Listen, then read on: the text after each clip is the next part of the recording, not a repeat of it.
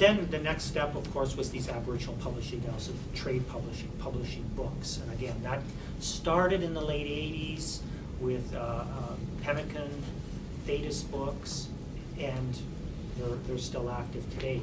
What's really new for Aboriginal authors is mainstream publishers starting to publish Native authors.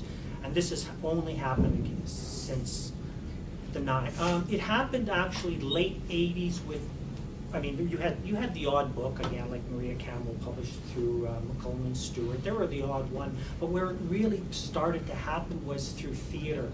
1987, with Thompson Highway's plays.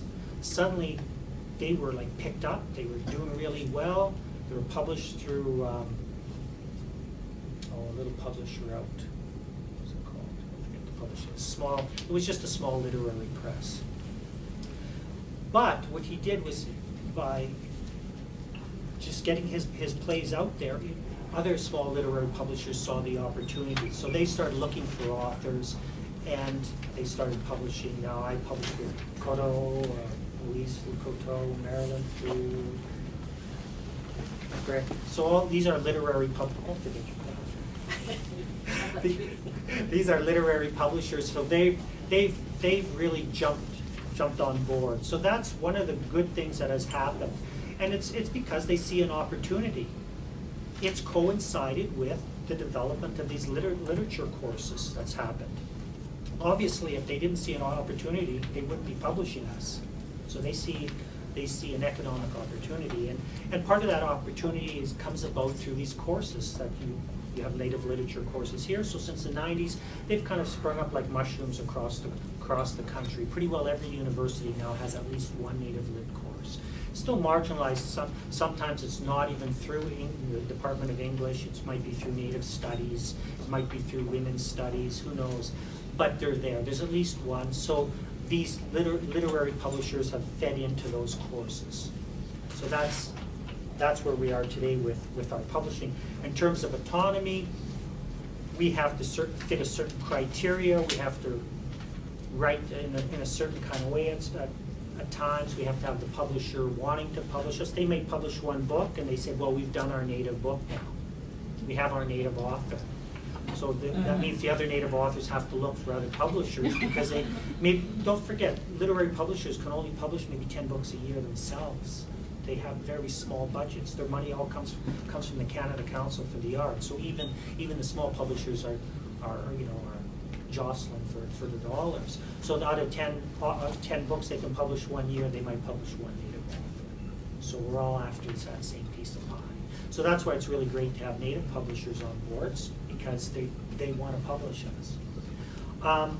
Genre, it depends. If you're publishing poetry, there's the market is very tiny. If mainstream publishers want us to publish novels, they want us to do that kind of work, that obviously has a larger readership.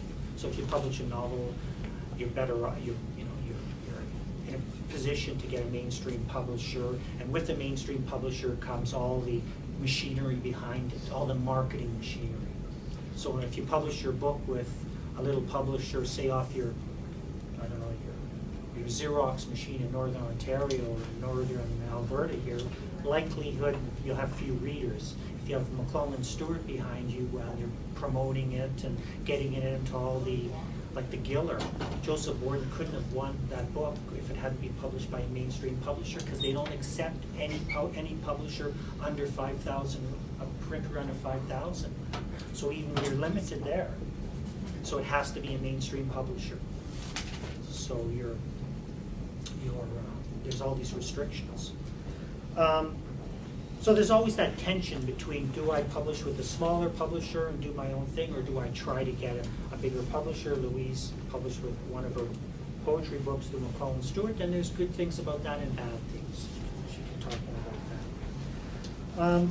I'm probably almost out of my time, but as far as back in the 80s, when I was starting to publish, there were no grants for Aboriginal authors. You would send in your application and you just fall into some black hole. But now there's the Canada Council has its own Aboriginal Arts Secretariat, which is very, very proactive, and they have limited funds, but they do what they can. You can call them up, you can go online, so that's been a big boost. It's still, unfortunately, established authors, we still have access. Now we have access to the grants, and the younger authors who probably need the grants even more don't. So it's still that problem. I think they have new programs now for new authors, so that's a good thing. Ontario Arts Council, where I come from in Ontario, they also have an Aboriginal Arts Secretariat, which is great. They've supported me, and they've really come through. So it's changed a lot. There's still that tension again between being true to your own writing and the marketplace, but good things. Good. When I look back to where we've come from, we've moved.